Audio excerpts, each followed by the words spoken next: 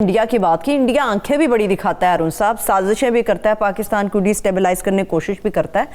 پاکستان اور انڈیا کا موازنہ اگر کریں تو کس کی صلاحیت زیادہ بہتر ہے؟ کس کے پاس زیادہ مضبوط ہتھیار ہے؟ دفاع کس کا زیادہ بہتر ہے؟ دیکھیے اس کا وہ جو ہے نا، میں نے کل بھی ان کا ذکر کیا تھا، پراوین سوامی کا شاید پرسوں ذکر کیا تھا، وہ یہ کہتے ہیں کہ پاکستان جو ہے وہ اس کو بالا تری حاصل ہے اور اس کی وجوہات بھی بیان کرتے ہیں، بہت تفصیل کے ساتھ۔ بہت پراوین سوامی جو ہیں ان کو بہت معتبر سمجھا جاتا ہے دفاعی تجزیہ کار، اور وہ کوئی پاکستان کے ظاہر ہے ہمیں نہیں ہے، مگر وہ پریشان ہے اس بات پر کہ انڈین جو ملٹری لیڈرشپ ہے اور سول لیڈرشپ ہے اسے صورتحال کا ادراک نہیں ہے۔ وہ کہتے ہیں کہ 3 سطحیں ہوتی ہیں جنگ کی۔ ایک ٹیکٹیکل ہے، یعنی میدان جنگ جہاں فوجیں آمنے سامنے ہیں۔ ایک آپریشنل ہے، جہاں جنگ کے جتنے مختلف میدان ہیں ان کو دیکھا جاتا ہے، ان کی رہنمائی کی جاتی ہے، ان کی مدد کی جاتی ہے، ان میں کوارڈینیشن کی جاتی ہے، ان میں رابطہ ہوتا ہے۔ اور ایک ہے اسٹریٹجیکل، تصویراتی، یعنی اوورآل اسٹریٹجی کیا ہے اپنے ہدف کو، یعنی فتح حاصل کرنے کے لیے بحیثیت مجموعی اوورآل حکمت عملی کیا ہے۔ وہ کہتے ہیں اس میں سب میں پیچھے ہے انڈیا۔ وہ کہتے ہیں کہ فوج ہے، مثلا 12-13 لاکھ فوج ہے انڈیا کے، پاکستان کی 6 لاکھ فوج ہے، مگر پاکستان کی جو پیرا ملٹری فورسز ہیں، نیم فوجی دستے جنہیں کہا جاتا ہے، رینجرز اور فرنٹیئر کور وغیرہ، ان کی ٹریننگ اتنی اچھی ہے اور وہ فوجی افسروں کے ہاتھ میں ہے کہ وہ خود فوج ہیں اور جذبہ زیادہ ہے۔ پھر وہ کہتے ہیں کہ فضائیہ میں پاکستان کو برتری حاصل ہے۔ 4 چیزیں ہوتی ہیں اس میں، ایک یہ کہ وہ سپیڈ کیا ہے، دوسرا یہ کہ کتنا نقصان پہنچا، مہلک پن کتنا ہے، رینج کتنی ہے، کہاں تک جا سکتے ہیں، اور لچک کتنی ہے۔ اس میں انہوں نے اس واقعے کا حوالہ دیا ہے کہ بھائی آپ نے تو ایسے شور شرابہ کیا کہ وہ بالا کوٹ والا، تو اگلے دن انہوں نے کیا کیا، جواب دے دیا۔ 6 جگہوں پہ دن کی روشنی میں وہ حملہ کر کے واپس چلے گئے اور آپ کچھ ان کو بگاڑ نہیں سکے، بلکہ وہ تفصیلات میں نہیں گئے، وہ تو مطلب ہے کہ طیارہ ان کا گرا ہی لیا، اور جو دعویٰ وہ کر رہے تھے کہ ہم نے F-16 گرا لیا ہے۔ پھر وہ یہ کہتے ہیں کہ یہ 86 میں جو امریکیوں نے تصور دیا تھا، امریکہ میں یعنی دفاعی ماہرین نے پینٹاگون میں جو یہ تصور ابھرا تھا کہ جنگ جو ہے وہ زمینی فوج اور فضائیہ کے تعاون کا نام ہے، تو اس کو انہوں نے حرف آخر سمجھ لیا، اسی تک رہے پھر۔ ہاں، اور اس سے آگے دنیا اس کے بعد حربی تصورات بدلتے رہتے ہیں، اس سے ہم آہنگ نہیں ہو سکے۔ اور پھر وہ یہ کہتے ہیں کہ انڈیا میں جو ڈیفنس سیکرٹری وہ ایک سول سرونٹ ہوتا ہے، بیوروکریسی چیزوں کی یعنی اس میں مداخلت کرتی ہے، بعض چیزوں میں مطلب ساز و سامان کی خرید و فروخت میں بھی ان کا دخل ہے۔ اچھا، پاکستان میں سیاستدان بھی دخل دیتے ہیں۔ مطلب اس نے وہ ایک میٹنگ کا حوالہ دیا ہے جس میں اس نے کہا کہ نریندر مودی نے کہ جو دشمن ہے وہ ٹیررسٹ ہے اور جو مخالف ہے وہ پاکستان ہے، یعنی جو ہے پس پردہ پاکستان ہے۔ تو اس نے کہا یہ کتنی سادہ سطحی، اور جنہیں ان کے الفاظ یہ نہیں ہیں، احمقانہ بات ہے کہ بھائی یہ ایک ملک ہے آپ کے خلاف کھڑا ہوا، ٹھیک ہے۔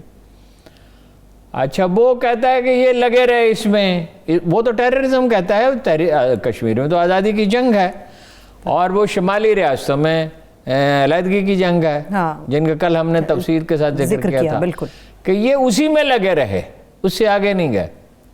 پھر وہ کہتا ہے کہ یہ جو سائبر وار ہے، اس میں تو چین جو ہے اس نے ساری دنیا کو پیچھے چھوڑ دیا اور آپ کو اس کا ادراک ہی نہیں ہوا۔ حالانکہ وہ بھی ہارون صاحب بڑا کریڈٹ لیتے ہیں سائبر کے حوالے سے، انڈیا بھی کہ ہم بڑے آگے ہیں اس میں. اور نہیں سر باہر یہ تو ان کا ایکسپرٹ کہہ رہا ہے, ہم تو نہیں کہہ رہے. وہ کہہ رہا ہے کہ پاکستان نے کیا ادارے کا نام ہے, پاکستان سینٹر فار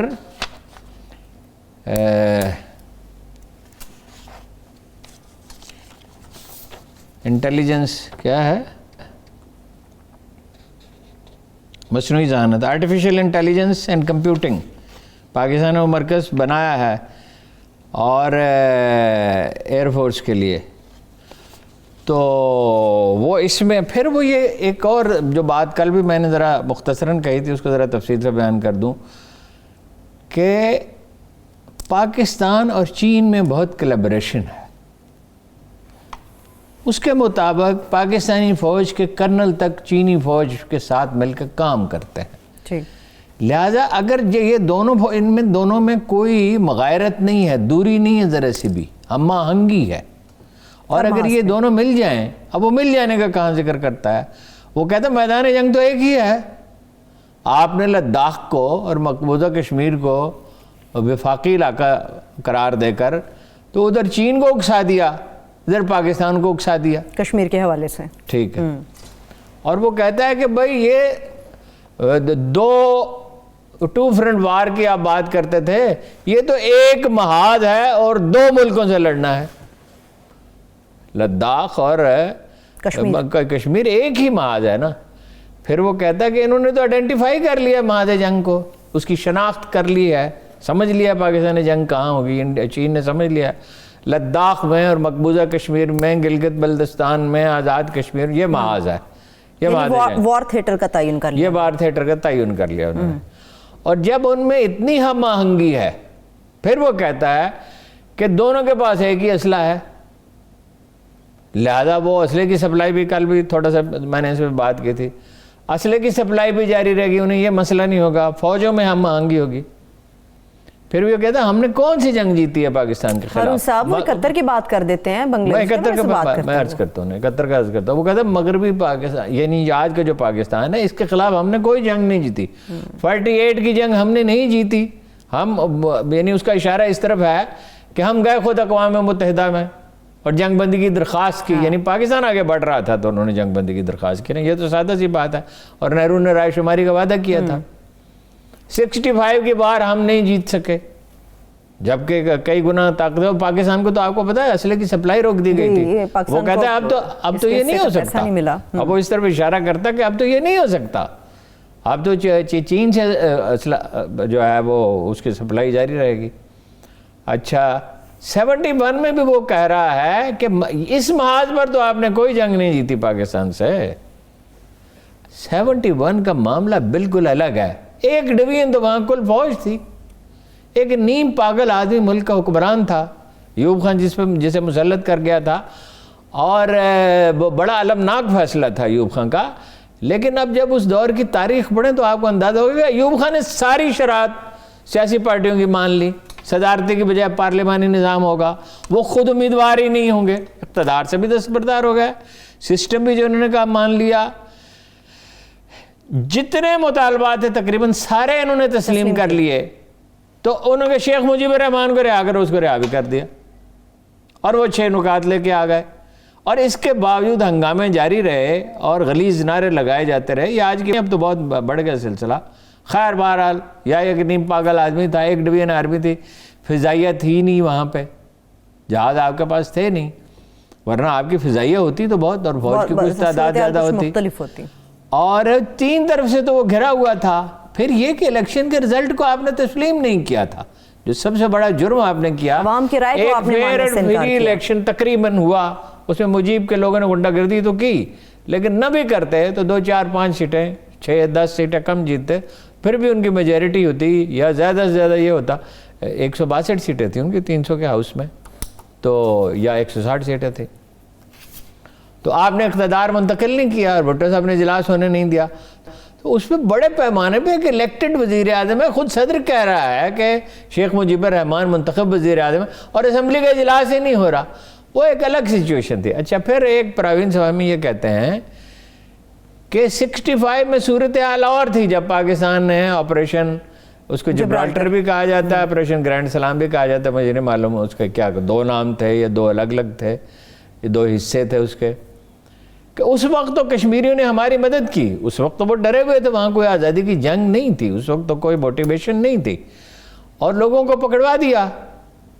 اب تو وہ بالکل آئسولیٹڈ ہیں, اب تو وہ انڈیا سے ناراض ہیں پوری طرح سے. اب وہ ہماری مدد تو نہیں کریں گے, آپ کو وہاں فوج رکھنی ہوگی.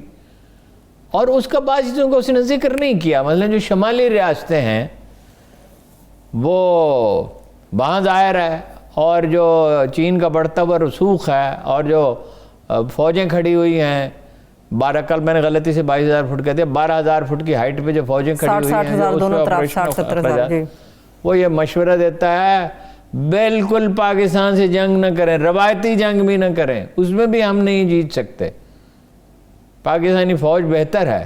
اور چائنا کے ساتھ جو اور چائنا کے ساتھ بھی اپنے تنازعات طے کریں, ہمارے مفاد میں یہی ہے, ہم اس قابل نہیں ہیں کہ جنگ لڑ سکیں. ٹھیک ہے, چلیے تنازعات کی طرف نہیں بڑھنا چاہیے بلکہ ان کے حل کی طرف ان کو بڑھنا چاہیے. چائنا سے تو ہنوسا مذاکرات کا دور بھی ہوا ہے, لیکن وہ کوئی نتیجہ خیز ثابت نہیں ہوا. انڈیا کے ساتھ ایک مذاکرات نہیں کا دور ہوا, وہ کتنے دور ہوئے ہیں, 13 دفعہ دور ہوئے ہیں.